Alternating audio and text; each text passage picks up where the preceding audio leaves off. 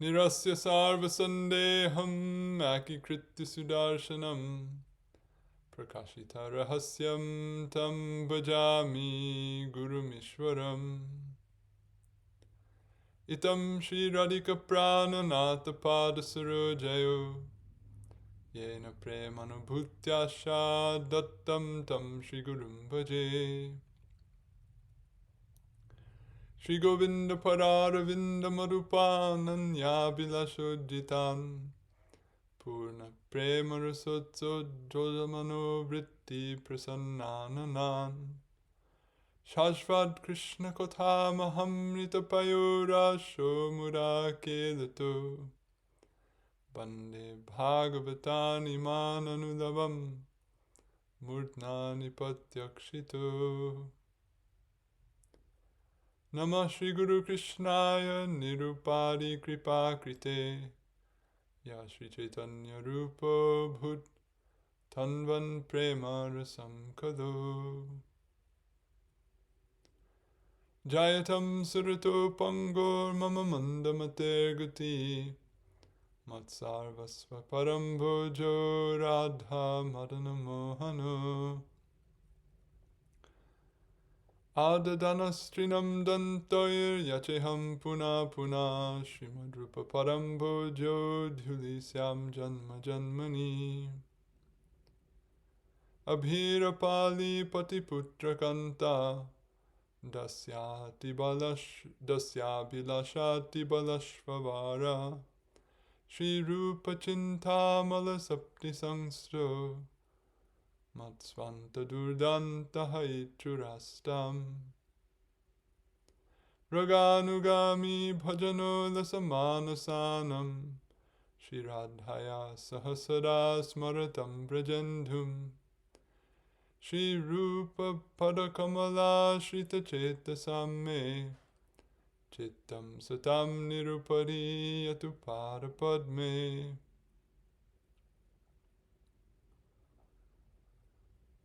Bhaktirya Nikilar Tavarga Jananiya Brahma Sakshat Kriter Anandatishaya Prada Vishaya Jat Sukyat Vimuktir Yaya Shri Radha Ramanam Padam Bhaja Yugam Yasya Mahanashrayo Yakarya Vrajalokavat Gurutara Premnaiva Tasyai Namah Yaram Yanikilar Gashanga Shamani Shutra Tritim Sangata Yasvadya Rasikai Sukabdi Janani Dhikarya Mukti Spriham Yadhyata Hridaye Vrajendra Tanuja Premamrita Syandini Saji Yadhari Bhakta Vrinda Mohita Dhanyeha Padyavali. By the grace of Shri Kali Yuga Pavana, the Svabhajana Vibhajana, Prayojana Avatar, Prema Purushottam, Karuna Mahasagar, Shri Gauranga Mahaprabhu, and his beloved Parshad, the crest jewel of Gaudiya Vaishnavacharyas, Sri Rupa Gosvami Pad. Again, today we continue our discussion of Padyavali. And we resume here in the section on Bhagavad-dharma-tattva with discussion of various attitudes that are contrary to that. And in particular, we're here in the process of discussing what will be the ideal attitude by which to regard and to learn from the Guru. So in our last discussion, we focused on Bhagavatam 11:29-6, a statement found throughout many of the Goswami's works that describes how Bhagavan graciously manifests in the form of the Acharya, or the teacher of the Shastra, the teacher of the path of bhakti, as well as the Chaitya Guru, which Chakravarti Pad explains essentially means by causing the appropriate cognitions by which one can understand and ultimately realize the meaning of those teachings learned from the Shastra through the Guru. So by providing both the content as well as the means of understanding and ultimately realizing the content, as Chakravarti Pad explained in his explanation of Bhagavad Gita 10.10 that we also discussed. The Krishna is understood to, in all of these ways, bring about or engineer the manifestation of bhakti into the heart of a fortunate embodied being, who then thereafter becomes filled with such delight that they feel they cannot repay their debt for such a privilege, even if they live till the end of time and time again. So then we came to another verse in the Bhagavatam in the 4th canto, which spoke about how, or identified knowledgeability, or being knowledgeable about the nature of the Supreme Self, ultimately Bhagavan, as well as the nature of the individual self of the jiva, that one who can convey knowledge of that is fit to be regarded as a guru, and one who is a guru is fit to be regarded as Hari, or as Bhagavan. And Chakravarti Pad explained that that means that the person is fit to be shown special honor as a result of conveying such precious knowledge. So that indicates that not just anyone can be a guru, even if people think he's one or want to treat him as one, or her, or whoever, but that there are certain requisite characteristics that a guru should have. So that's what we'll discuss today, what it might be called the Guru Lakshanas. And we'll look at how these are discussed in the Gita, in the Bhagavatam, as well as in a parallel set of statements from the Upanishads, along with commentaries from our acharyas on these statements. So I'm picking up here from the citation of Gita 4:34. So tadvidi pradipatena pariprashnena sevaya upadekshanti te jnanam jnaninas tattvadarshina. Learn that knowledge of the self through obeisance, inquiry, and service. Knowers and seers of the reality will teach that knowledge to you. So this is the Gita's statement about the characteristics of the Guru. Sri Samipad explains that, quote, knowers, or jnaninaha, or in singular it would be jnani. So who is a Guru? He's a jnani. He's a person who has knowledge. So that refers to what kind of knowledge? Knowers refers to those who are conversant in Shastra, or who are Shastragya. So to be a knower means to be a knower of Shastra. And, quote, seers of the reality, tattvadarshinaha, refers to they who are endowed with unmediated experience, that is, realization of the self. So they've learned about the nature of the self from the Shastra, or through the Shastra, and they have experience of that, or they have some realization of that. Sri Vidyabhushan Pad takes it that, quote, knowers refers to those who have learnt or realized their own nature and that of the Supreme Self, or the Atma, and that, quote, seers of the reality refers to they who are exponents of knowledge thereof, that is, compassionate towards those seeking to learn. So Baladev Vidyabhushan's interpretation is a little bit different, almost inverted, in other words, that, or not exactly inverted, but going a step further. Rather than saying they are knowledgeable and experienced, he's saying to be knowledgeable truly means to be experienced, or to have realization of the Swarup, the self, as well as the Atma, the Supreme Self. And then beyond that, to be a person who shares that knowledge with others. So he equates being a proponent of knowledge of the self and Supreme Self with being compassionate, or with being kind. So the implication then is that the true welfare, the true benefit that we can give others is knowledge. It's the as Jiva Gosvami explains in the Priti Sandarbha, how does it go? Jivasya, that statement doesn't come to my mind. Anyway, he says that the original cause of all suffering in the case of jivas in samsara is anadiya vidya, or paratadva jnana abhav, the absence of knowledge of the ultimate reality. So the only way to ultimately free from someone from suffering is to give them knowledge of that reality. So then, who's the biggest benefactor of anyone? Someone who gives them that knowledge. So to give someone the most valuable thing that they could have, which could benefit them to the greatest extent and alleviate the greatest extent of their suffering, that would qualify as the ultimate act of kindness or compassion for another. So Baladevidibhushan equates, quote, tad jnana pracharakaha karunika iti yavat, that to be a proponent or an exponent of knowledge of this knowledge is to be compassionate.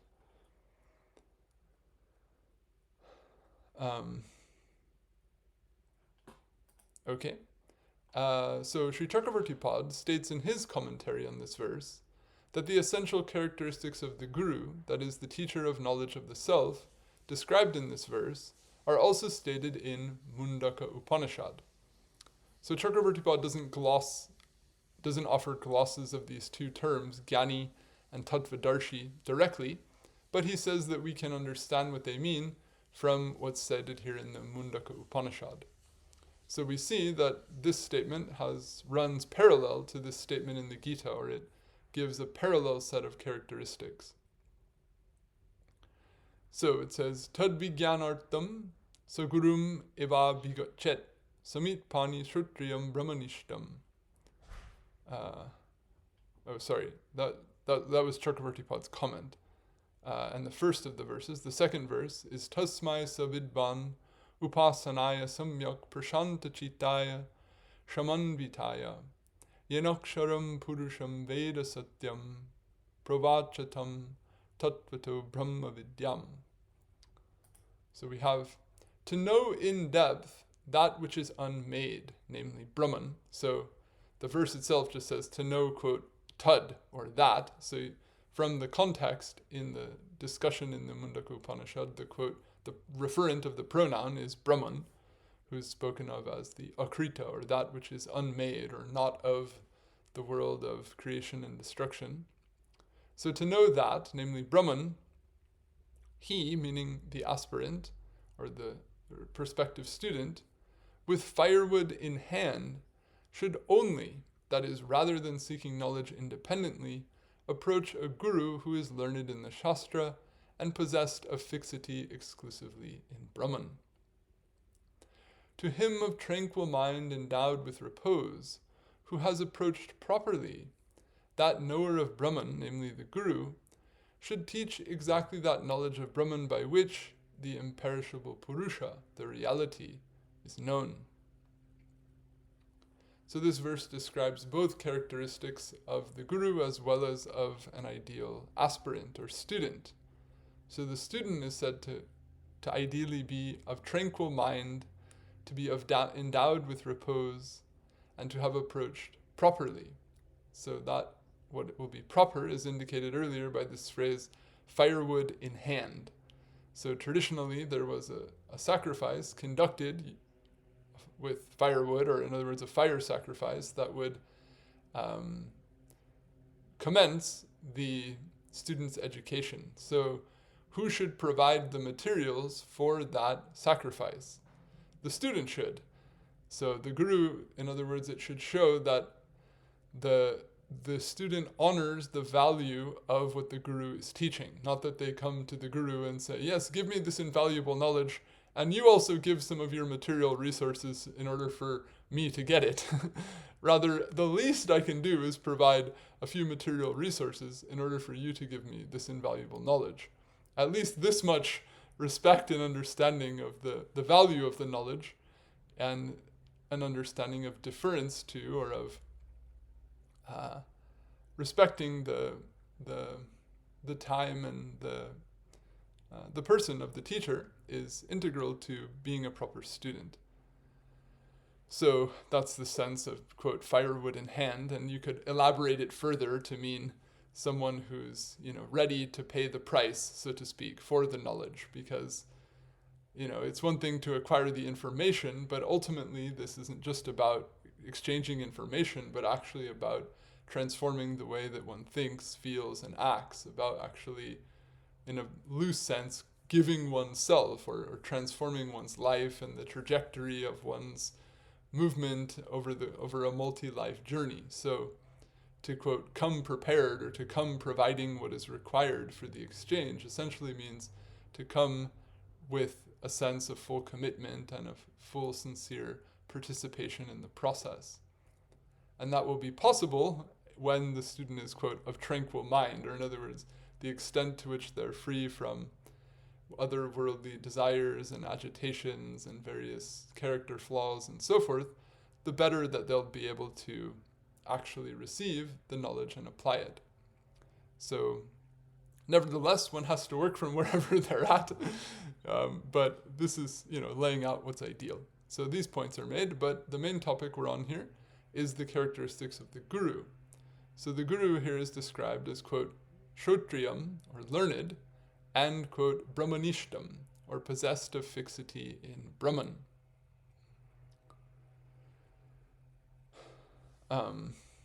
So this will be elaborated on as follows. A parallel description of the essential characteristics of a guru is also given in Srimad Bhagavatam. Sri Rupa Pad, Sri Sanatana Pad, and Sri Jiva Pad all cite this description in their delineation of the characteristics of a guru in their respective works. So I haven't given, for example, Shankaracharya or another Vedantin's commentary on this Mundaka Upanishad, because the way that those commentators interpret being Shrotriya and Brahmanishta is essentially the same as what's explained in regard to this verse in the Bhagavatam, and we have Rup Sanatan, Jiva Goswami's explanations of that, so I've just gone straight to this. So the Bhagavatam describes the characteristics of a guru as follows.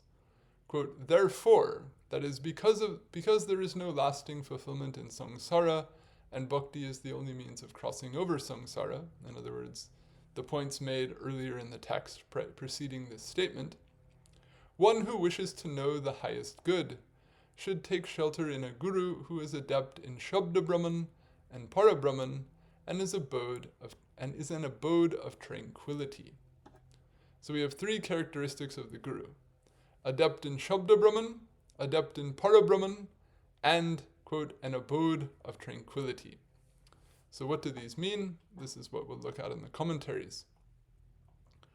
Sri Sanatana Pad, in his commentary on this verse, reproduces Sri Samipad's explanation and then offers his own alternate interpretation as well. So the first half of the comment here is just a replication of Samipad's comment. And then when he says alternately, then he adds some of his own thoughts, which is a very common thing we see throughout the commentary on Hari Bhakti Vilas.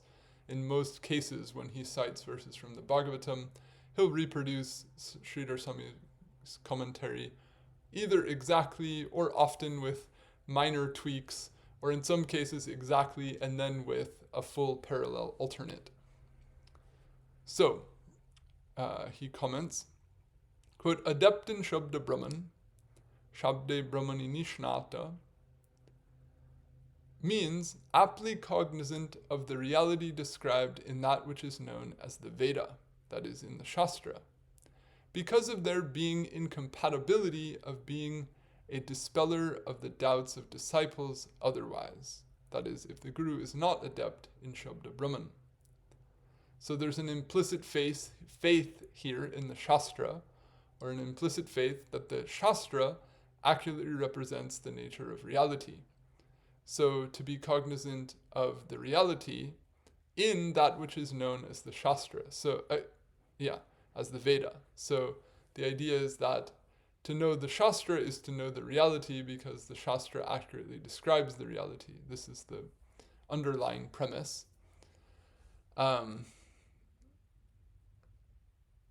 Or you could take it that there is a reality, a relative reality, that is the reality that's experienced when one has the worldview taught in the Shastra. So to be, quote, aptly cognizant of the reality described in the Shastra means to have an experience of the world as the Shastra enables one to experience it.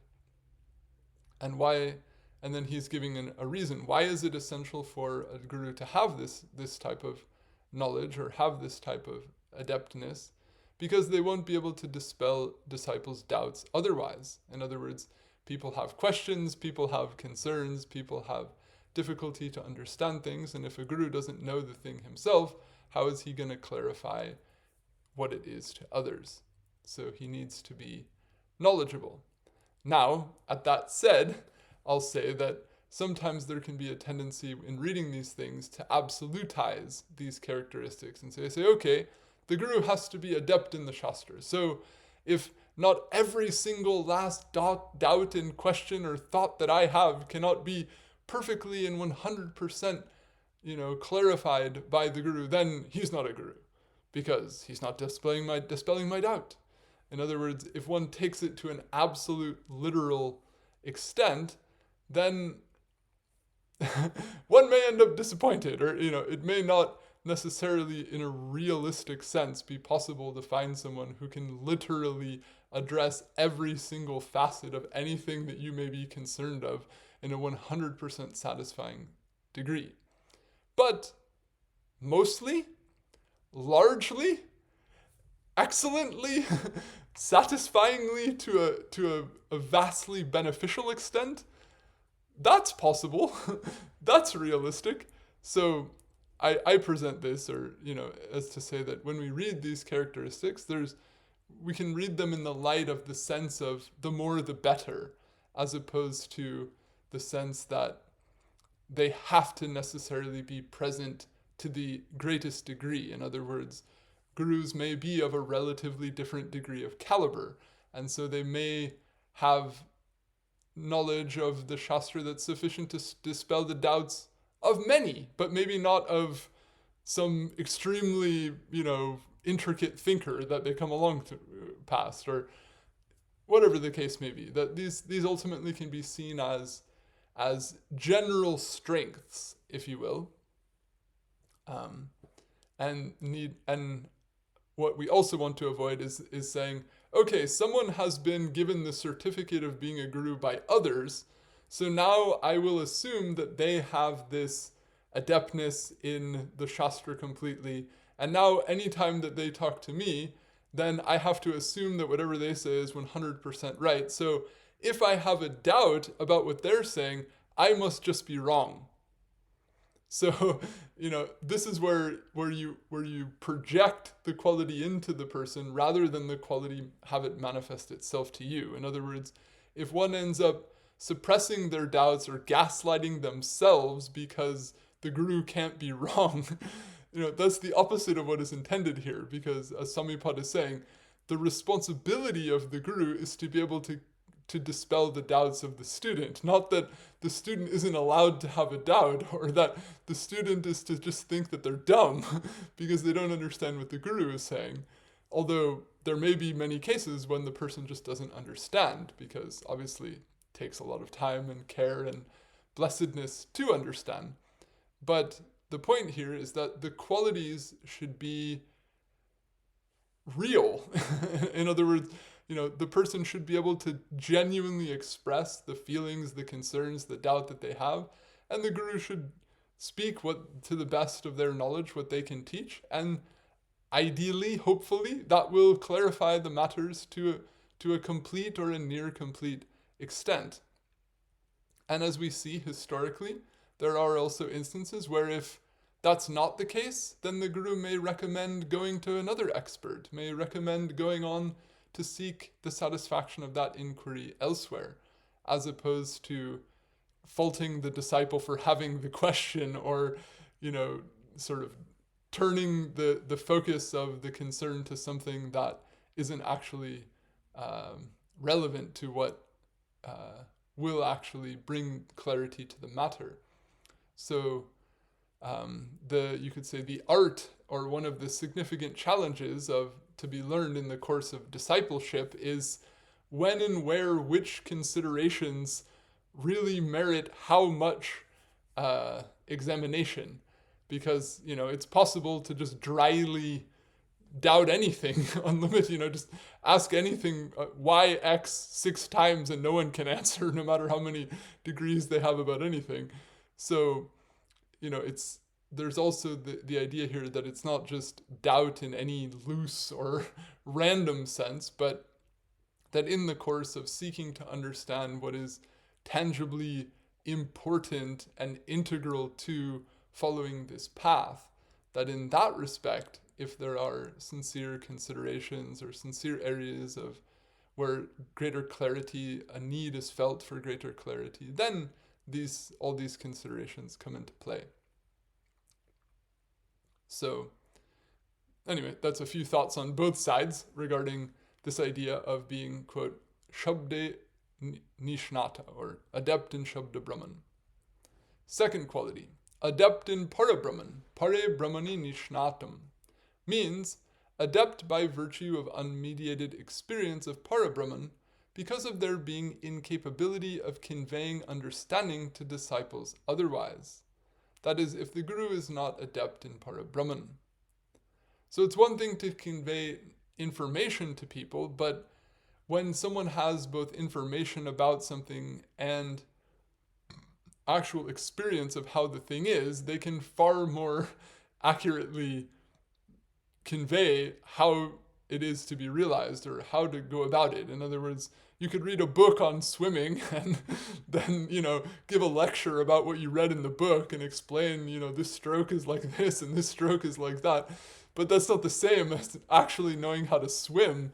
And then if someone is trying to learn how to swim, but you don't know how to swim and you just stand there and say, hey, do this, do that, it's not going to be as effective as someone who really knows how to swim can convey to the person learning in the water what really needs to be done or what adjustments need to be made. So the person needs to have both an accurate orientation and an accurate frame of reference and knowledge of the thing, as well as have had some genuine experience of the subject matter.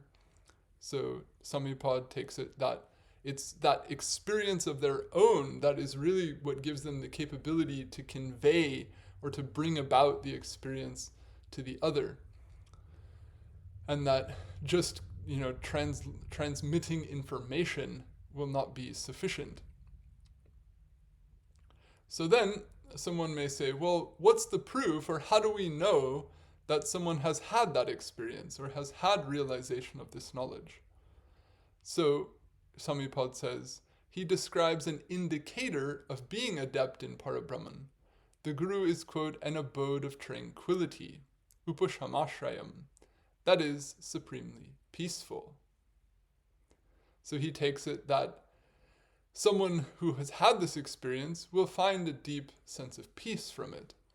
So the degree to which that is observable in someone will show the extent to which they've come to have that realization. So that quality can evoke a sense of confidence in the character and in the realization of the person.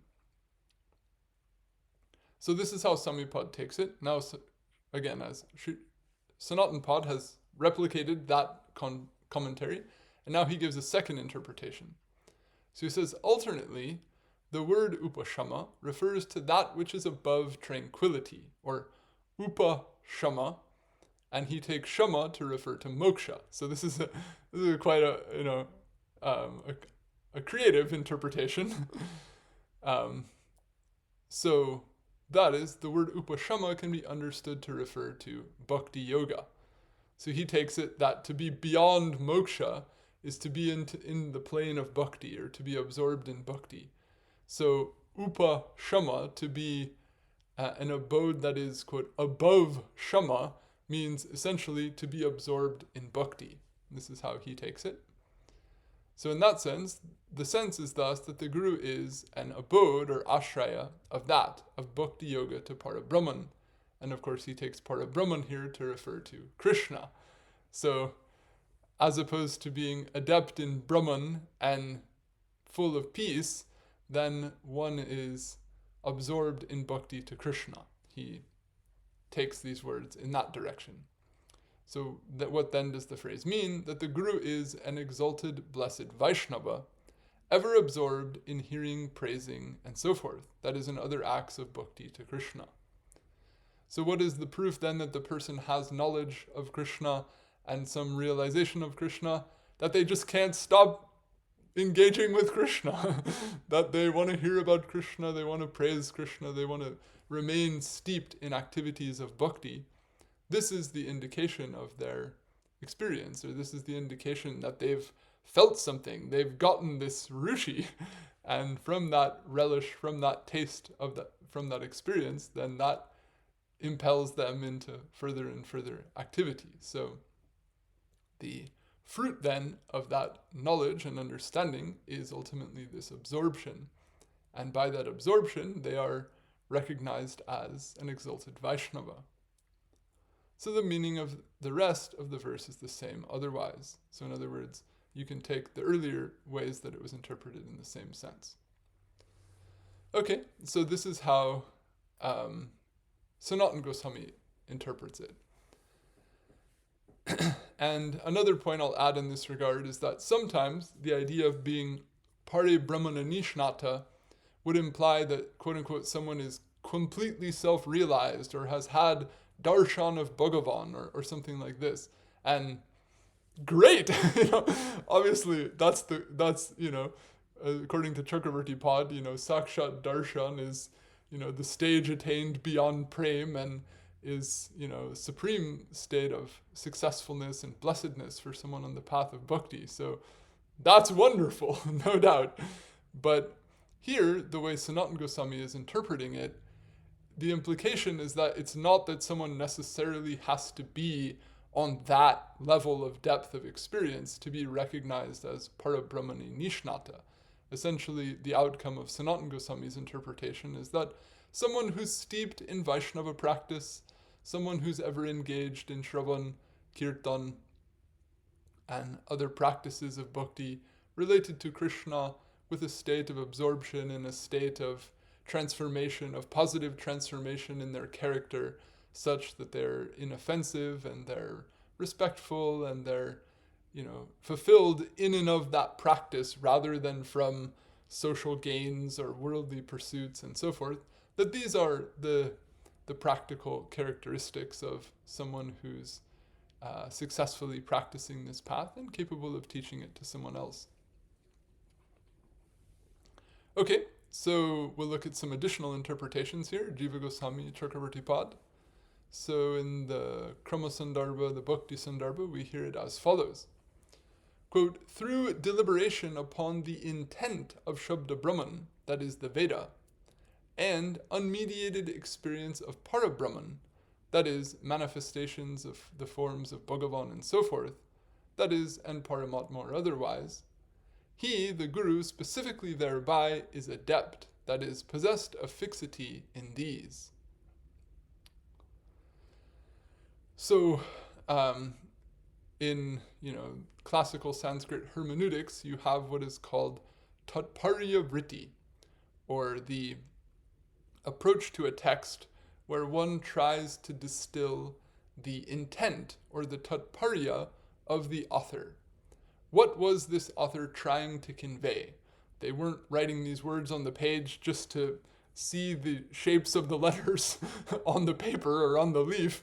They were here to convey not just knowledge or information or, a code that other people would then make sound out of, but they were actually trying to convey a particular feeling, a particular way of seeing the world. They were trying to convey a way by which someone could see and ultimately experience the world for themselves in a new way.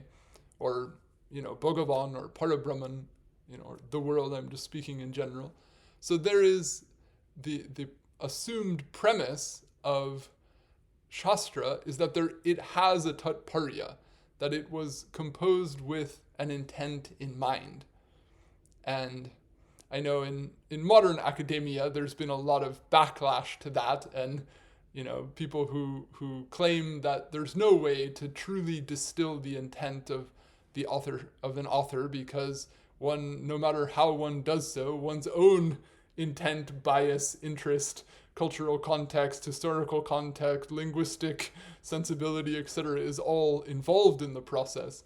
So to claim that you can ever distill the tatparya of anything is problematic. This will be, some considerations you may find in modern academic discourse.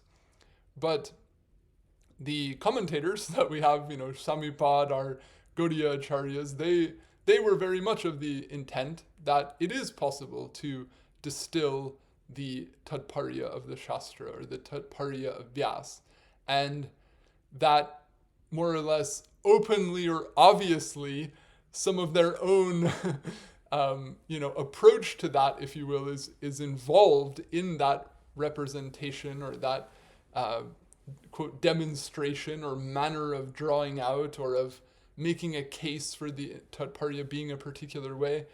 That's okay. Or in other words, they're comfortable with that, and that there's a case made, or we as persons who can be aware of both modern literary criticism as well as the classical methodology, can see the value in both, and recognize the subjective elements involved in, going to distill the intent of a text, and nevertheless also at the same time seeing the value in the exercise, because otherwise what's the point?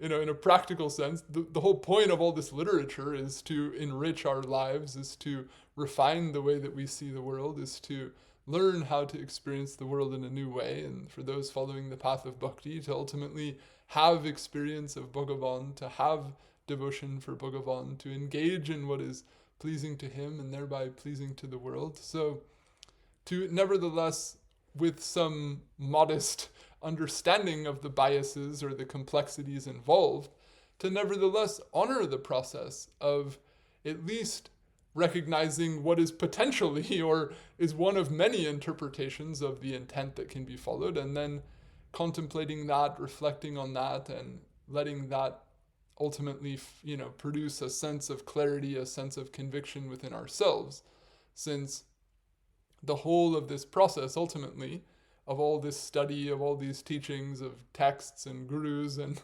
literature and hermeneutics and all of this is essentially to give people a sense of conviction, to give people a sense of certainty that by living their life in a particular way, there will be value for that, there will be meaning to that. And if we, so to speak, problematize meaning to such an extent that, one can never feel any sense of depth about anything, then, arguably that's self-destructive, or that's, reduces things to a state of absurdity. So anyway, with all those considerations in mind, Jiva Gosvami, he sees the role of the guru as someone who deliberates on the intent of the Shastra, or in other words, who has the capacity to distill the tatparya. So to go about this process of what is called tatparya vritti, to read the text, to understand its context, to understand its grammatical range, to understand the different manners of composition in terms of repetition, of sequencing, of context, of positioning of statements in the beginning and the end, and all these lingas and so forth that Jiva Goswami uses as hermeneutic levers, if you will, in the sandarbhas. So this is all what's alluded to by saying, quote, deliberation upon the intent of Śabda Brahman. So it's not that the guru is just someone who's memorized the text. Historically in India, branches of different Brahminical ancestries, their job was to retain, certain branches of the Veda in auditory form and pass on the meaning, pass on the tradition of the texts themselves by keeping them alive through oral preservation. So this led to what you hear in the Charaka Samhita of this distinction about what they call Bharavahis and Saragrahis, or the bearers of the burden and the graspers of the substance, meaning that there were many traditions that would preserve these texts in their auditory forms, that would preserve the books, preserve the words, but that in the course of doing so, there wasn't always real in-depth of realization or culture of the meaning of them, of the essence of what they convey.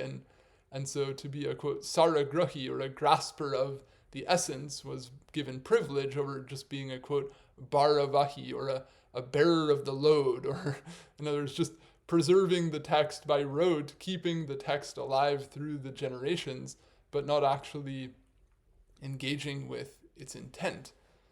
So to be a saragrahi, is to grasp the meaning and ultimately the tatparya of what is said in the text. And beyond that, to then, put that into practice in one's life and experience what emerges from that. So the role of the guru in this case is to have knowledge of the text as well as the capacity to interpret, as well as go about the process interpretation, as well as apply the interpretation to ultimately come to, quote, unmediated experience of Parabrahman, or to go about reaching the state of being absorbed in some aspect of the Paratattva, be it Brahman, be it Paramatma, be it Bhagavan, as per one's path, as per one's orientation towards the Paratattva. So Jiva Gosvami is interpreting this within the Brahma, Paramatma, Bhagavan, facets of the Paratattva that form the structure of the Sandarbhas, based on this Vadanti Tattva Vidas verse in the early part of the Bhagavatam. Because gurus are not just on the path of bhakti, there are also gurus on the karma marg, gurus on the jnana marg, and so on. So this verse isn't spoken exclusively with reference to the path of bhakti. So therefore the language is couched in a broader manner. So that's why Jiva Goswami's comment is spreading over the range of application that the statement has in context. Okay. Chakravarti Pad comments as follows, quote, adept in Śabda Brahman means expert in the Veda and in other shastras that convey the intent of the Veda. Otherwise, that is, if the Guru does not have these characteristics, when a disciple does not have their doubts dispelled and becomes dejected because of those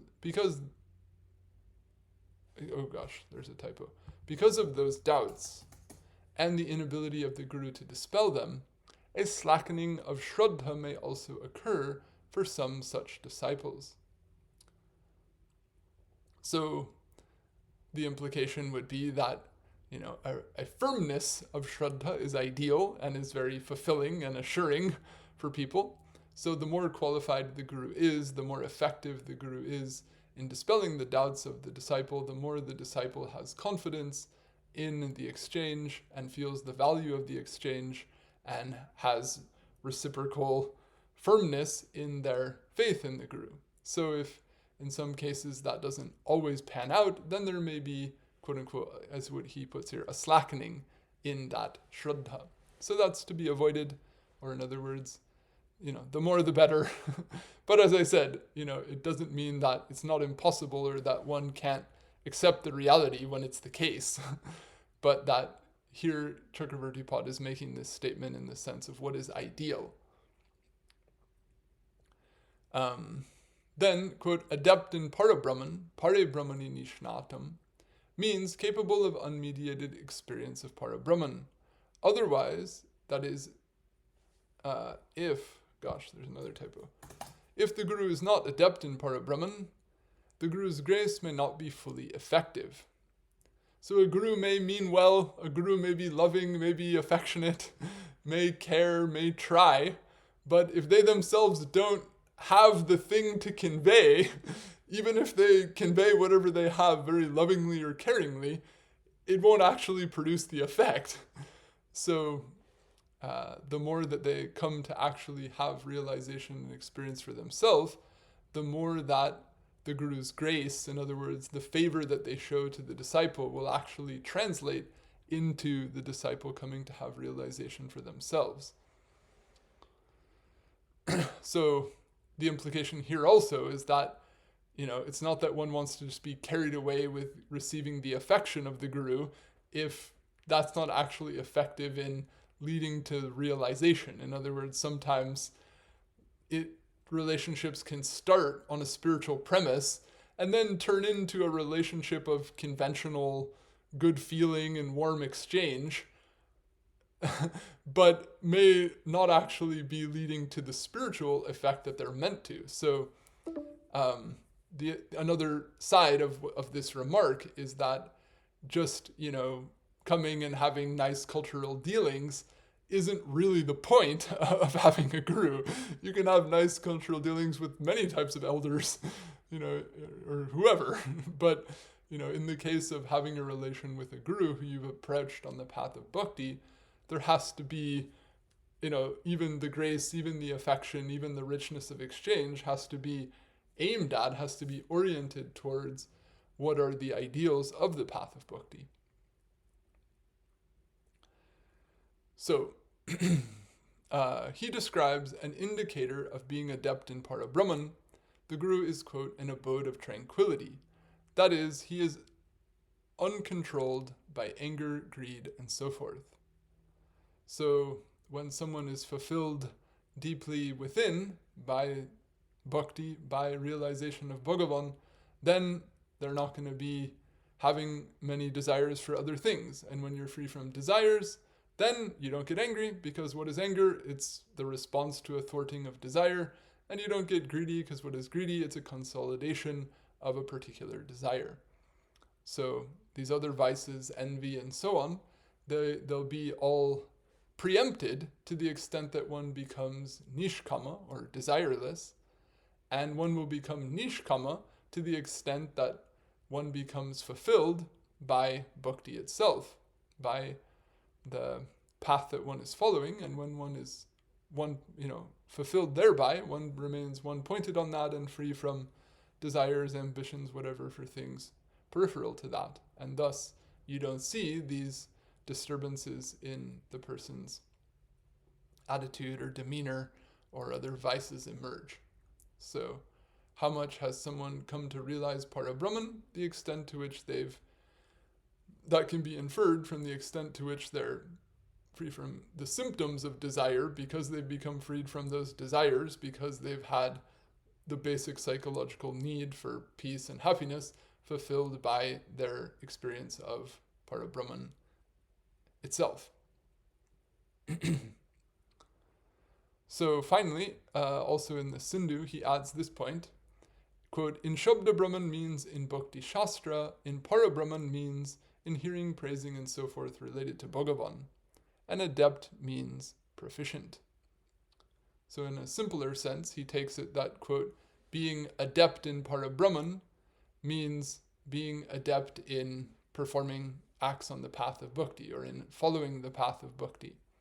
So again, from this last point of Chakravarti Pad as well as Sanatana Pad's interpretation, we see that the, quote, being adept in Parabrahman isn't always interpreted to necessarily specifically mean realization of Bhagavan directly, or realization of the Parabrahman directly, but can also mean adeptness in following the process that leads to that.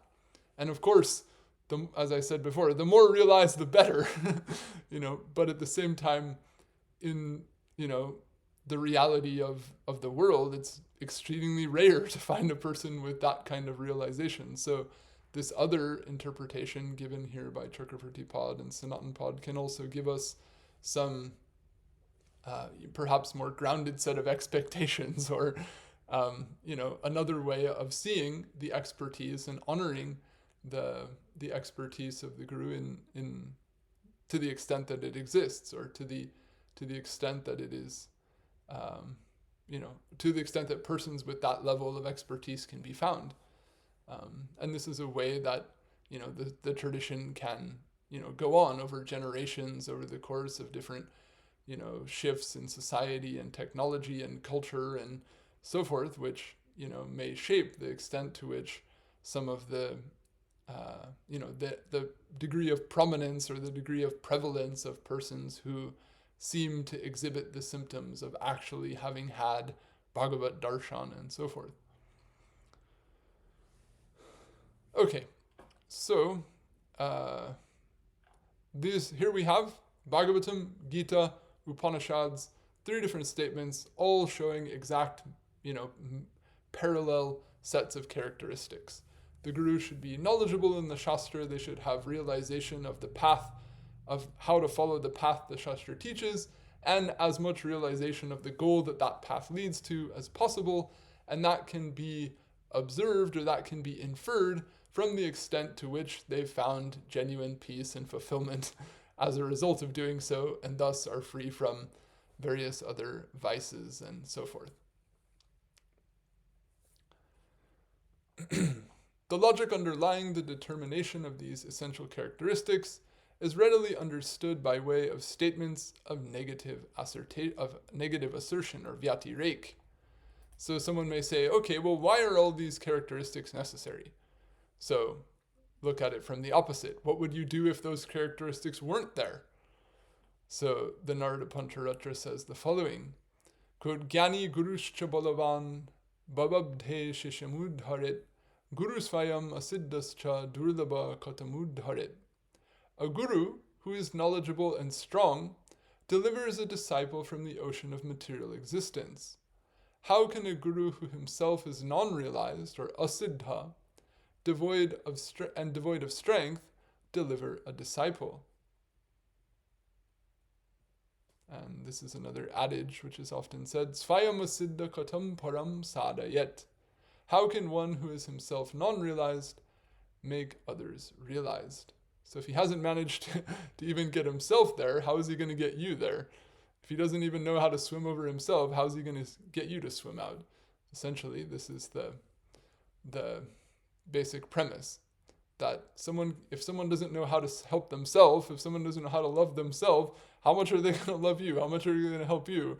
If you're going to help anybody, if you're going to love anybody, if you're going to do anything good for anybody, the profoundly prominent psychological conditioning of the vast majority of beings in the world is to do whatever it is for themselves first. This is, the primary feature of identification with the body. So if one isn't even doing that for oneself, then really how much are they going to be able to do it for another? So from that perspective, then, it becomes clear that if the person hasn't actually learned the path, hasn't actually become proficient in following the path, and hasn't found success on the path, then it's unlikely they're going to be very capable in guiding you to do that. With the necessity of the aforesaid essential characteristics of a guru in mind, the import of Sri Chakravarti Pad's aforecited commentary on 429.51 becomes patently evident. So we'll just revisit what he said earlier. Specifically, one who understands these two selves, the self and the Supreme Self, by means of the aforementioned distinction between them and the consequences of worshipping them, is knowledgeable, that is fit to be known by you, that is, by a spiritual aspirant. Specifically, one who is in this way knowledgeable is a guru, that is fit to be taken shelter in by you, and specifically one who is in this way a guru is Hari, that is fit to be worshipped by you. So who's worth knowing? Someone who has knowledge. Knowledge of what? Knowledge of themselves and knowledge of Bhagavan, or knowledge of the absolute reality, knowledge of the Supreme Self.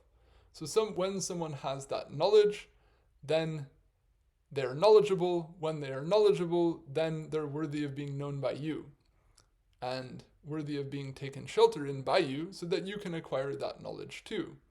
And they're fit to be regarded as Bhagavan, that is, they're fit to be worshipped by you, because what they're giving you is truly valuable, is truly something worthy of honor, and moreover is something that is coming down by the grace of Bhagavan himself, and is thus to be honored as Bhagavan's grace.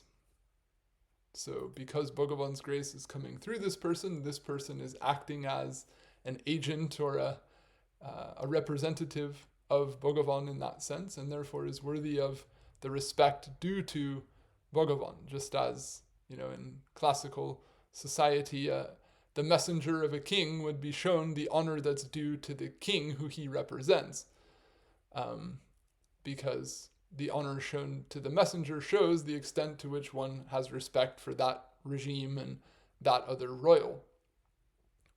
So along these lines, the idea is that the guru is, a Vaishnava is a person with knowledge of Bhagavan who can teach that to you, and therefore is to be seen as an agent by which Bhagavan's gracious self-manifestation is taking place, and thus fit to be regarded as a manifest form of Bhagavan, a person worthy of special honor. So, it should also be observed that Sri Chakravartipad makes it clear in this comment that when a guru is said to be Bhagavan himself, the import, practically speaking, is that the guru is worshipable, meaning is to be treated with great respect and offered service as appropriate, and not rather that the guru is literally to be considered Bhagavan himself in any sense other than his being the agent through whom Bhagavan accomplishes his own gracious self-manifestation into the heart of an aspirant. Sri Chakravartipad thus relatedly comments as follows in regard to the first aforecited statement of Bhagavan Sri Krishna on the subject of the Guru being seen as Bhagavan himself. So this is interesting. Perhaps the most famous statement that, quote, the Guru is God is made by none other than God, or Krishna, when he says, Acharya mam vijaniyat, know the Guru to be me, or know the Acharya to be me.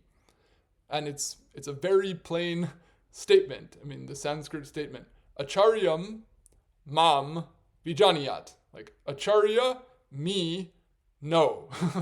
Know the Acharya to be me. It's not a complicated statement. It's not intricate. It's a very plain, very simple, equivalent statement. So, what's interesting is how Chakravartipad interprets it, which is as follows. He says, Acharya mam madhyam, that know the Acharya to be me, that is my own.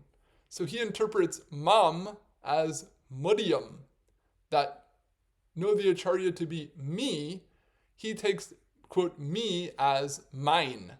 So know the Acharya to be mine, meaning a person who is my own, meaning a bhakta. So that's obviously a non-literal interpretation, to say that the second person pronoun, me, the accusative form of the first person pronoun, mam, one of the most simple words in all of language, like the way we have the word me in English, to interpret that as mine, is obviously a non-literal interpretation. So this is significant that he's making that step because, and obviously he's doing this in the context of the Bhagavatam, understanding the whole broader context and the siddhanta implied, that, sorry, I'm stumbling on myself here. Basically, he recognizes from the rest of the statements in the Bhagavatam that this statement of Krishna ought not be taken completely literally. So he offers this interpretation. And then he backs it up with reference to a statement of Das Goswami Pad. So he says, know the Acharya to be me, that is my own, is the import of Bhagavan Sri Krishna's statement. Therefore, a statement such as Raghunath Das Goswami's in Manashiksha, quote, remember your beloved Guru to be Mukunda's favorite, that is, to be a bhakta very dear to Mukunda, so the Guru is called Mukunda Preshta, is also proper. That is, there is no contradiction between the statement that Sri Krishna is the Guru and the statement that the Guru is a dear bhakta of Krishna, since the Guru fundamentally is a bhakta through whom Krishna manifests, and thus is recognized and also said to be Krishna in a specific qualified sense. One should not disrespect him out of consideration of him being an ordinary mortal. That is, the highest respect is to be shown to the Guru by virtue of his being the agent through which Sri Krishna accomplishes his own act of self-manifestation. So, I hope that's clear, that, how this idea of the Guru being Krishna is practically meant to be conceived and applied. So, I think I'll stop here for today. We're about out of time. The line might drop here. And if anyone has any comment or question, please feel free. Maybe I'll just... Oh, I see. Yeah. Would you like to say something? Jai Radha. Jai Shri Radha. Thank you. This is very nice. I have a question. Yes. Towards this academia and tatparya. Oh.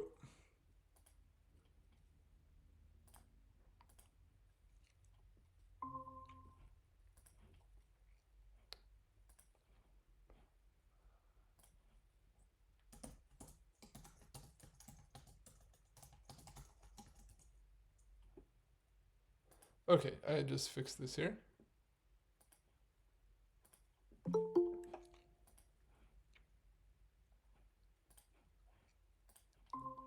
Yes, please, carry on, about Tatparya.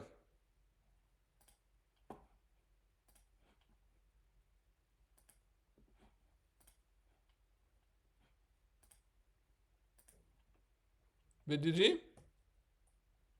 Sorry, can you? Yeah, now I hear you. Yeah, okay, You were saying about Tatparya. Yes. Is it really possible to extract intention of the author who wrote this in it's a completely different social framework, in Vaishnava tradition framework at that time?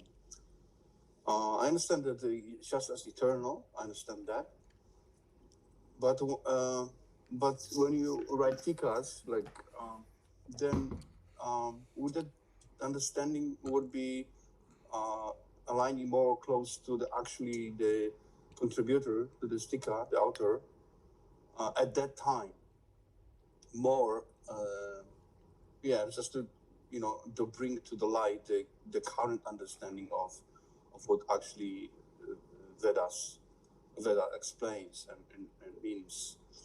Like, for example, Vishnu Thakur, you just quoted, there's one of his many examples that he interprets and expands on his new understanding of what actually Krishna said in Bhagavatam to over 5,000 years ago, giving new but supported with Shastra meaning. I was just wondering if this is really possible to extract the true meaning of the Vedas, or is it being revealed to you? Well, I mean, there's obviously diversity of viewpoints out there about that. Some people will say, the classical mentality will be like, of course, our Acharya has derived the one and only true meaning, and this is the essence of the Shastra, and follow it. Someone may get angry if you talk like this and say, the whole essence of following an Acharya is to believe that he has the Tatparya of the Shastra. Follow it and shut up and stop arguing. Some conservatives will get uncomfortable with this kind of consideration and may take a defensive position like that. And then modern literary critics will go to the other extreme and say, it's impossible for anybody to ever acquire the quote-unquote the original intent, and how precise and singular was any original author's thoughts in the first place? If they were, in the middle of their own contemplation and percolation and, bringing out some idea, did they only have one and only one fixed final meaning to what they were saying in the first place? Plus history, context, technology, language, culture, personal inclination, cognitive bias, plus all these other things in the mix, and you're going to claim that this is the one and only way of knowing the thing?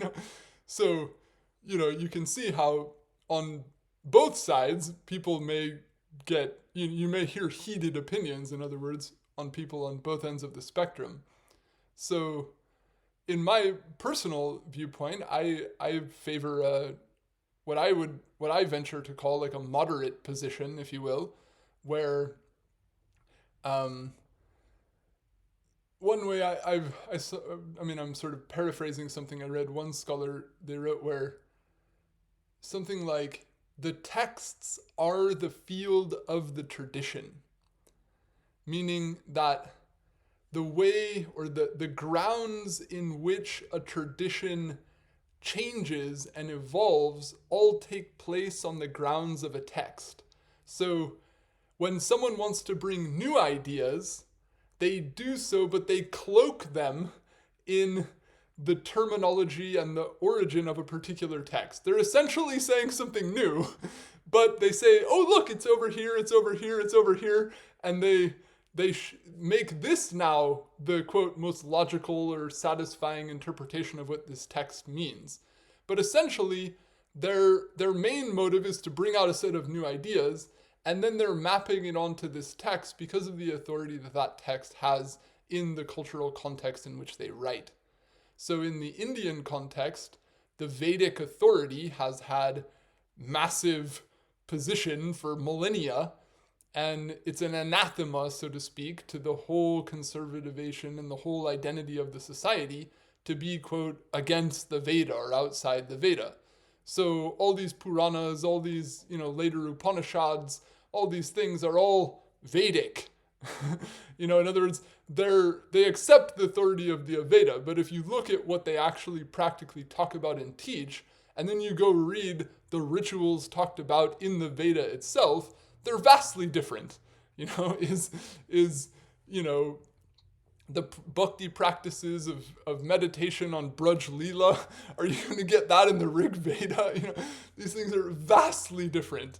But yet, this is the essence of the Veda, because the Vedas, import is in the Upanishads and in the Puranas, and the Bhagavatam is the conclusion of all of that. And then based on the Bhagavatam, we have Rasa and Krishna, and then, all these other compounding elements are brought together, and you have Jiva Goswami's Sarva Samvadani, where he's pulling from Vedas, Puranas, Mimamsa, Kavya, Rasa, bringing all of this together to draw out what is essentially a new way of living your life and a new way of perceiving divinity, or of seeking the experience of divinity and of living and honoring the world around us. And it's all, presented as, the true meaning of the true final interpretation of all of the previous texts.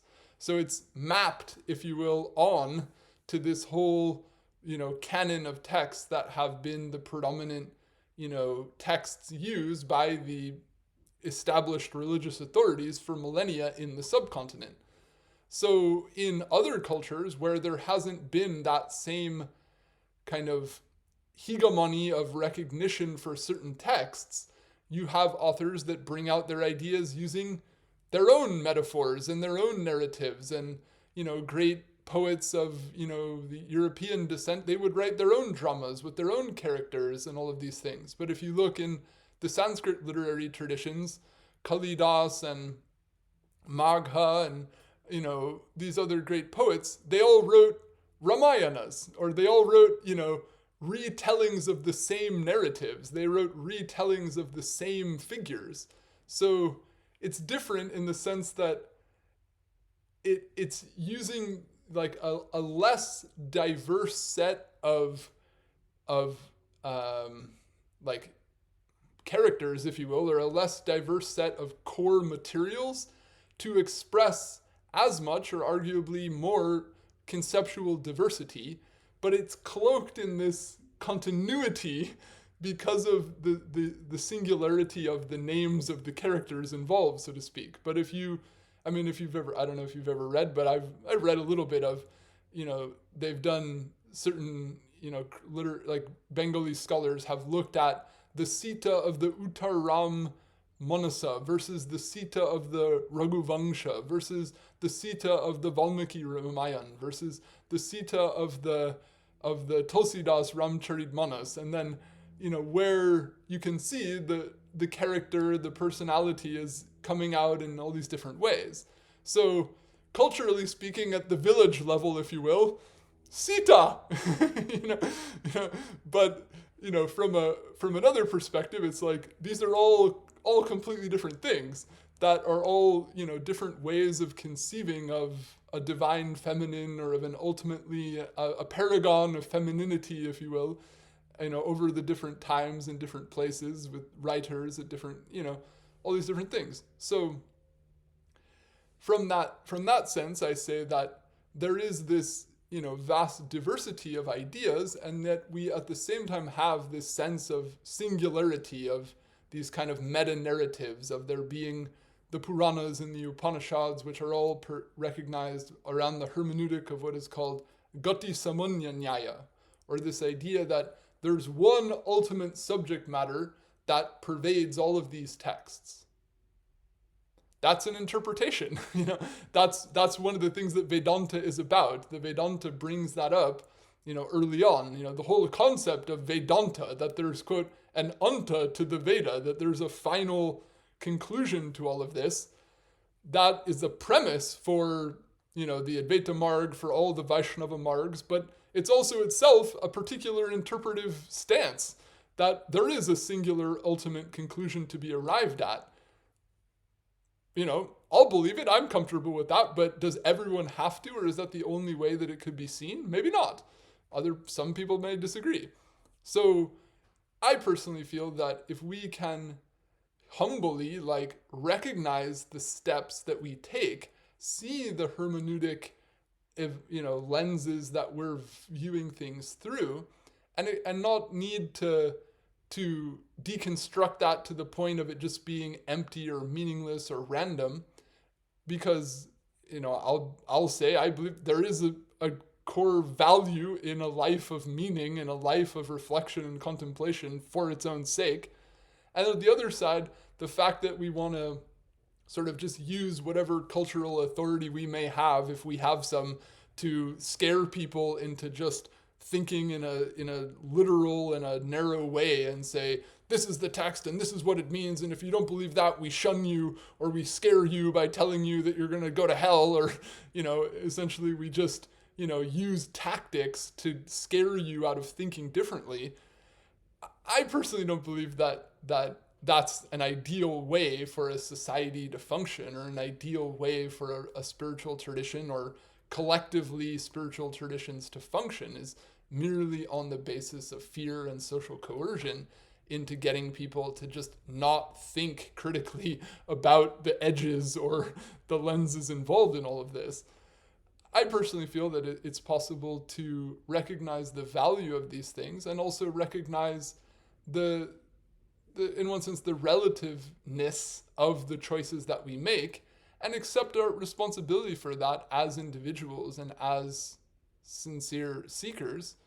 And then, according to the conscience that we have, and according to the different viewpoints and experiences and everything that we have, to live our life as a work in progress, and to appreciate how, our Goswamis, people like Vishnu Chakravarti, how deeply they cared about this, how intensely they studied these texts, and how meticulously they went about this process of creating you could say, a consistent worldview that's aesthetically satisfying on a heart level, if you will, and culturally, textually satisfying to a critic in terms of making it legitimately, or at least to a significant extent, legitimately recognizable as a likely or a solid interpretation, or at least application of the text that it's based on. And to say that, but at the same time to recognize that they are, so to speak, innovating in the course of doing so, I don't have any difficulty with that, And one of the ways that the main narrative that is dealt with in our Gaudiya Sampradaya is this whole kind of avatar concept, that all these persons, they descended with Mahaprabhu, and this is all like the fresh next divine revelation, and therefore it can all just be accepted as, essentially like Veda, or essentially of the highest hermeneutic order, because these are the eternal companions of Bhagavan himself voicing these things in this modern, or relatively modern time. And that's a very common understanding, and it's in kind of an easy packaged way of managing it all, which again can leave people with no need to really think about it much, just accept it and follow, which is fine for a lot of people. Personally, I don't believe that you have to see it that way, and that if people do see it that way, that's totally fine, and I'm inclined to see it that way, if you will, but I also don't see it as ultimately necessary for there to be deep meaning, value, and satisfaction in what they've produced, and in the path that's been given in the text that they've produced, and ultimately the attitudes and the bhakti that they've brought to the world. Right, yeah, I understand that. I understand the point. Yeah, so this is quite elaborate explanations. I choose is satisfying. You mentioned this Gatta samanya nyaya, is that right? Where the example is given of pots filled with water reflecting one sun. Is that right? Is that gata samanya? I don't recall that analogy specifically. I'm not you sure. You mentioned just a few minutes ago that nyaya, gata samanya or something. Oh no, goti. Goti samanya nyaya. Oh. That gati here meaning object. So gati samanya, a common object, or the principle of there being a common subject. Okay. Yeah, it's referred to, I think it's the 10th sutra of the Vedanta, and Jiva Gosvami also mentions it in Sarvasangvadini. I can't recall off the top of my head, but some years back when I was studying Sarvasangvadini, I made a list. There's 5 or 6 fundamental hermeneutic principles that Jiva Goswami applies throughout Sarvasangvadini as like the core methodology by which he designs his whole theology. So if you do, and personally I found that satisfying, that he didn't just come and say this means this and this means this, okay, everybody believe it. He wrote all of this, and he also explained the methodology and the tools, if you will, that he used in order to construct it.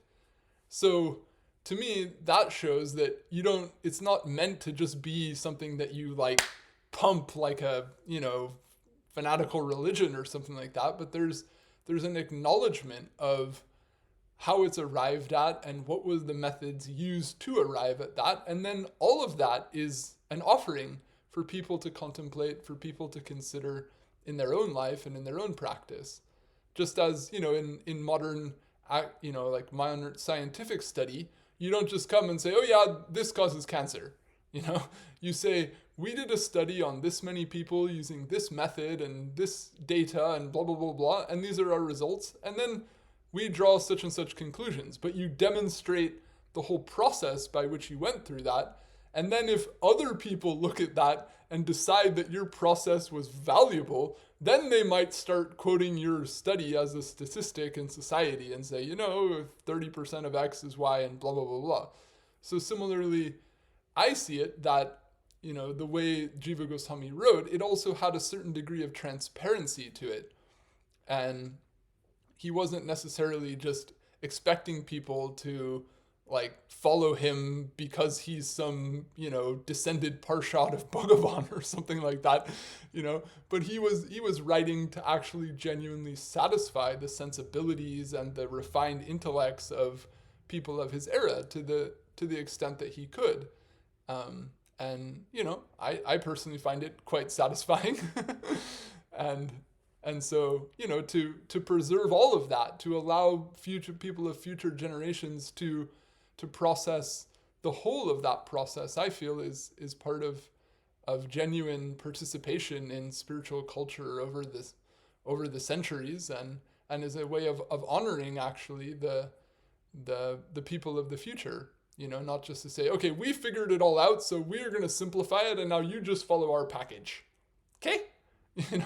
I feel like, it's more honest to say, there's a lot of complexity to this, and this is the way these great thinkers have done it, and we've looked at their methods and their findings and the outcomes and the historical effects and what it's played out to practically in the lives of people, and we're going this way with it as to the best of our ability at this time and the circumstances and the culture we live in, and we're leaving you a transparent, set of resources to look at all of that and then contemplate that and go forward with that in your future life and generation, beyond us. That to me is a way of honoring the whole process of what it is to be a human being, to be a part of human society, to be a part of the ongoing, history of ideas, so to speak, and to honor the sincerity with which so many people approach that across the board, across all cultures, languages, religious traditions,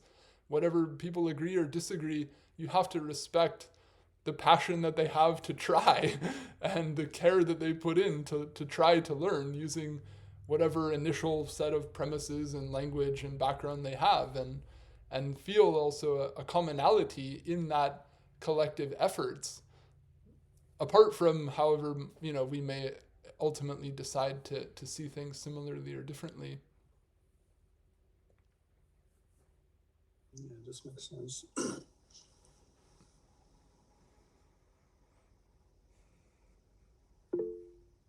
Yeah, so provided the siddhantas maintain, the development will go on, right? Of this. I think so. And, to preserve the chance for people to learn the core of the tradition. In other words, what we've seen to some extent in our tradition is where 20th century writing has attempted to kind of efface the writing of the earlier centuries, and people are coming, okay, these 20th century writers, just study them and that's it, And I feel like that's unhealthy for the tradition as a whole, for the tradition to know its own history and to see its own trajectory in the full scope of its own existence is important. And people should be able to see what was the nucleus, or what were the original coordinates set up of how it was designed, so to speak, and then how have we ended up here, and how do the various things going on in today's society, how do they fit into the contours and the trajectory set in the in the 16th century, and then be able to corroborate, or maybe be able to imply some corrective understanding. Whereas if you kind of efface the history and just look at everything through the interpretation of certain 20th century figures, then that becomes the new center, and then from that people start branching out in all these directions, and then it starts to get more convoluted. So I personally see that the more there's an understanding of the full historical context and the full shifting of the tradition over time, the more clearly we can distill the valuable aspects of its essence, and also have a way of feeling like we can follow it in a way that feels genuine both to ourselves and to its history and to its original form, and Yes, and exactly. to feel like I'm in congruence with it. If I have a special degree of faith and value in Mahaprabhu and those original persons who wrote the texts that have established the tradition, so to speak, then that to me is something very, very valuable for the health of the tradition. But at the same time, to say like that there's no place for anyone to say anything new, or that there's no place for anyone to try to recalibrate or try to adjust things within the modern time, I'm also not averse to that either. In other words, there are necessarily ongoing ways that things will shift in their expression and in their practice due to the shifting of cultural, linguistic, and technological circumstances. So to navigate those new changes in the day and times that we live in, the more informed we are about the past and the clearer we understand the core tenets, the more empowered we are to do that in a valuable way. Yeah, that's correct. So rather than like, okay, someone from the 20th century recombobulated things based on the situation they were in, and so now everyone just has to follow that. It's like, wait a minute, dude. Like, that's a bit reckless. This person might have had success at a particular way of doing things in a particular time, but to kind of recenter everything based on that, I don't feel that kind of bifurcates the tradition, or it leads to an imbalance, so to speak, in how people can understand themselves and understand the way the tradition can and maybe dare I say, ought to be practiced to some extent in ways that might not be even the same as they were in the previous century. Thank you. That requires separate discussion. Yeah. Maybe one day. Thank you. That's great. Thank you. And, I'm saying all these things. Please take it with a grain of salt. Some of this is, just my opinion or my way of looking at things. As you know, for the most part, I try to translate the commentaries and convey as much as I can of what the commentators themselves say. But there is a place and there is a necessity, and to also how do we contextualize that and how do we understand that? We can't escape our own subjectivity, so to speak. But as you know, I'm not the kind of guy who's here to pump up my personal opinions to the world or whatever. You know. That's fine, thank you. Yeah. Fair enough. Thanks. Okay. Yeah. I think I see another hand. Pranam Baba. Pranam. Pranam. Thank you very much for these illuminating explanations. May I please ask about something that was discussed during the last class, if it's okay? In particularly about the topic of Chaitya Guru. Okay. I was thinking about what we discussed during the last class, and there are like some things that I don't quite clearly understand. If you could please help me to understand it better. About Chaitya Guru, during the last class you beautifully explained how Krishna himself, by means of using the faculty of buddhiḥ, makes himself to be understood by a pure devotee. And I was wondering if Chaitya Guru only using the faculty of buddhiḥ to make himself understood by a devotee, or also other faculties, for example, the realm of emotion or intuition,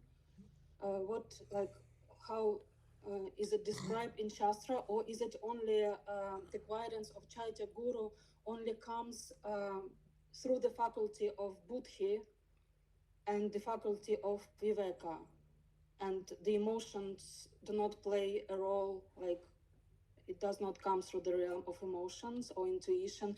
For example, like some people sometimes say that, oh, I have just a strong feeling about it, or like an intuition. Okay. Intuition. So I think this is a matter of terminology. When in English we talk about emotions or intuitions or thoughts or cognitions, we have all these different terms, right? So, or we talk about the mind and the heart. Sometimes we differentiate between the two. So in the Bhagavatam, where we have what's called the antakarana, or the inner instrument, and then that is said to have 4 aspects: the manas, buddhi, ahankar, and citta. Okay? So in the Amar Kosh, words like citta, manas, hriday, hrit are all just synonyms. So, the words that we sometimes translate as heart or psyche or mind, they're just a stack of synonyms in that context. So you don't have the same distinctions. So what we're talking about now, emotions, those would also be things that happen as a function of the buddhi faculty. Okay. So samskaras are there in the citta. The sense of I is guiding the buddhi. The buddhi is based on those samskaras, creating in the mind a distinct form of cognition. That could be a thought. That could be an emotion. That could be an intuition. That could be something else. In other words, those terminologies cover all of that. So in this statement of Chakravarti Pad, or based on the Gita, when he says buddhi yoga, that's not limited to just like an intellectual idea that's not an emotion. In other words, the buddhi yoga that's being conveyed may have an emotive component, may have a conceptual component, may have what you could call an intuitive component. It could be any and all of those things combined. It's simply, more broadly speaking, it's a guiding of these faculties within the inner instrument that produce the experience. Okay.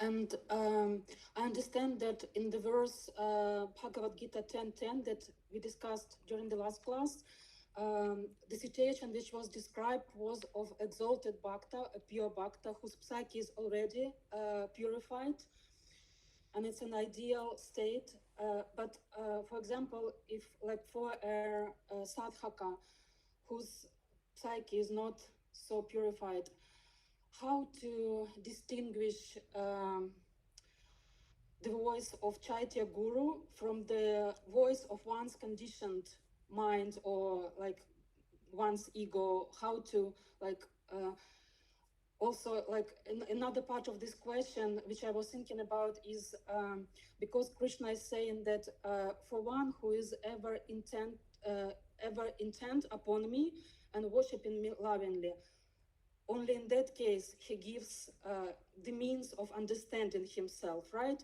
So does it mean that he wants to say that one shouldn't endeavor like for separate, like shouldn't make a separate endeavor to understand him directly, but as opposed to this should concentrate on becoming ever intent upon him and like purify one's desires so that one desire would be one point, and then in that state Krishna will like come and give the understanding? Or should one like on any stage of one's like development still try to hear, so to speak, the guidance, or like try to distinguish the guidance of which is coming from Chaitya Guru, and how to like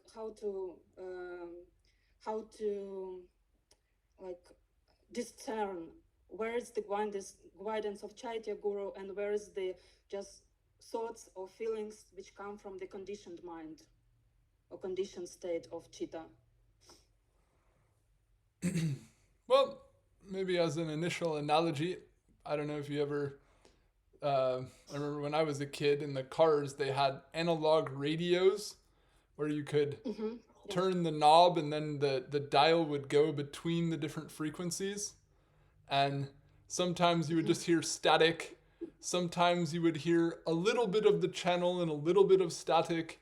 Sometimes you would finally get it right and you could hear the channel good. But then there'd sometimes be a little static, and then you'd try to tune it up a little more, and then it would get worse, and the person in the car would say, "Hey, what are you doing?" You know, there was like hard to get it to be just right on the spot where you got the channel without any static. And then sometimes if you were on a road trip and you're between cities, you would be somewhere and one channel would start fading out and another channel would start fading in. Anyway, these are things I experienced as a kid in the car. So I see it as something like this, that until you have love and until you are 100% constantly thinking of me, you will understand nothing. You're just sitting in the dark, don't even try. You know, I personally find that kind of attitude absurd. And rather, you know, if you flip back on that, you know, if he's saying, Tesham satata yuktanam bhajatam pritipurvakam, how did someone start to worship him lovingly in the first place? How did they become intent upon him in the first place in order for that Buddha yoga to come? Where did that come from? That came from somewhere else? The Bhagavan who's self-manifest and who's teaching all of this through the Shastra, through the Guru, through the Sadhu, etc. You got to that point from some other place, and now Bhagavan's going to help you, but not before.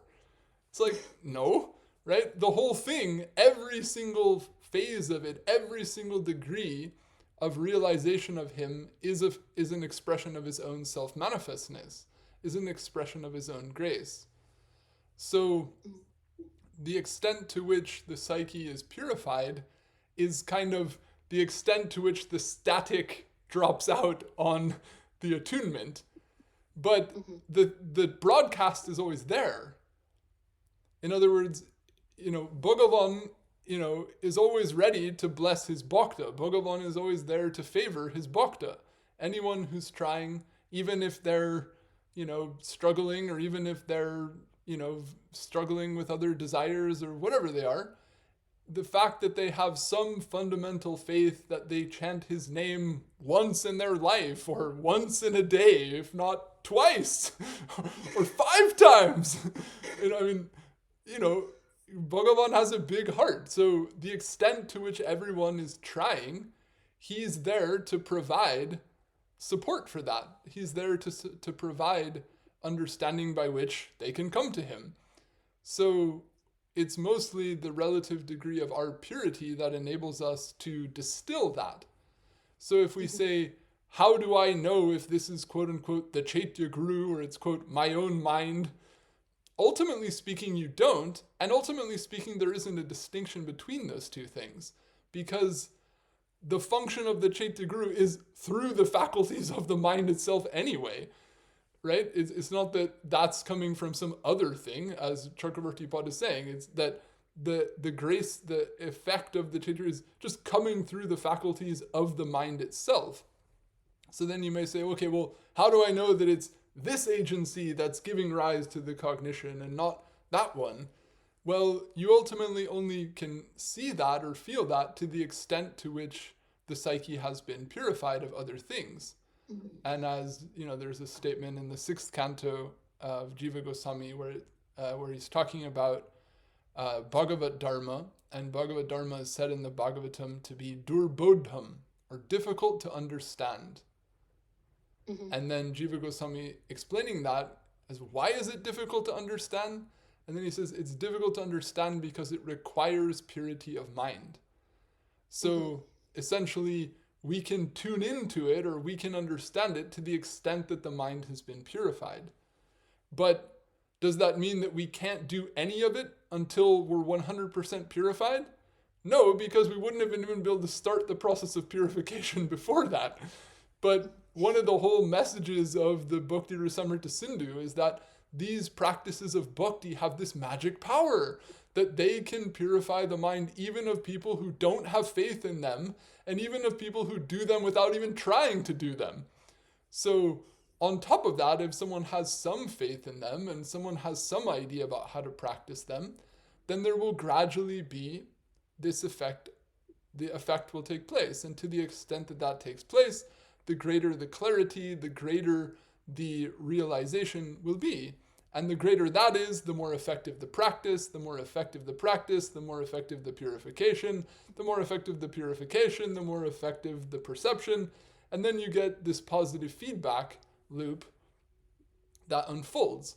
So that's why you hear in the Sindhu that once someone reaches nishta, or comes through the stage of anartha nivritti, to go from nishta to the stages of ruchi, asakti, bhava, that happens quite quick. But to come through the stage of anartha nivritti up to nishta, that can take a long time. That's not quick. Precisely because, you know, the mind is full of so many other desires, so many other cognitions, and even how to manage those things, how to navigate through those things is a jungle, if you will, or it's a challenge that we struggle with. And sometimes we do one thing thinking this will help, and then a little while later we realize actually that's not helping, and it would be better to do this. And you know, that's the struggle that we have and the challenges that we go through as a sadhaka. So we have to persevere, we have to keep trying, we have to, you know, do our best in the situation that we had, and have faith that the practice will gradually have its benefit. So in terms of, can we say at this point, like, the Chaitya Guru revealed this to me this morning, but yesterday when I was thinking about something, that was not, you know? Personally, I don't think we need to have that kind of cut and dry idea of things, but we can have more of like a trust in the process, and that when certain, you know, clarity comes to us, when a sense of an impetus to comes about how we can practice, how we can go forward on our path, we can accept that with both confidence and, you know, carefulness. In other words, we may not notice, oh, I just realized, you know, like sometimes you meet some people from, you know, at least in America, sometimes some of the Christian folk, you know, I woke up and God told me today I have to go do this. And, you know, like they're like off on a mad campaign, like 100% convinced that like it is the will of God that they buy this at the shop or whatever, you know. And then if you pick into that, essentially, you know, what they say is like, I just felt this complete sense of certainty, so it must be from God, you know. Okay, you know, if someone wants to call it that and label it that, I'm not going to argue with them. They can think and believe whatever they want. Doesn't matter to me, But we can both have a sense of conviction and a sense of the fact that there will probably be some future further calibration. That both are there, and that, therefore we can practice and also be attentive and reflective on how it plays out and what actually takes place after we put certain activities into practice, and then see where we can improve, where we may have, thought something would be good, but it's actually not quite as good as we thought, and then gradually try and have faith that this will gradually overall benefit us. So, based on careful educational process about how to practice the path of bhakti, and faith in the purifying effect and the Chaitya Guru's guidance that will become gradually more and more well tapped into as the process unfolds, we go on with confidence, with good feeling, and at the same time, a sense of unsuccessfulness and a sense of needing to persevere. And so with both feelings, maybe one day a little more this, maybe one day a little more that, there will be some up and down, but we carry on. How does that sound? Does that address what you wanted to get at? Yes, it does. Thank you very much. Thank you. All right. Well, we're way over time today. Pardon me for that. So we'll conclude here. And if we're so blessed, then we will go further into our discussion here of the lakshanas of the Guru in our next discussion. We'll look at some further implication of the last point Chakravarti Pad brought out, and also some of the ways that this ideal relationship can go not as it's meant to be when those characteristics of the Guru are absent, and what are the ways of corroborating, or what are the ways of correcting that in those circumstances. That also is something that we'll touch upon. So I conclude here. Vaishnavebhyo Namo Nama. Jai Shri Guru, Jai Shri Gaur, Jai Jai Radhe Shyam. Jai Radhe.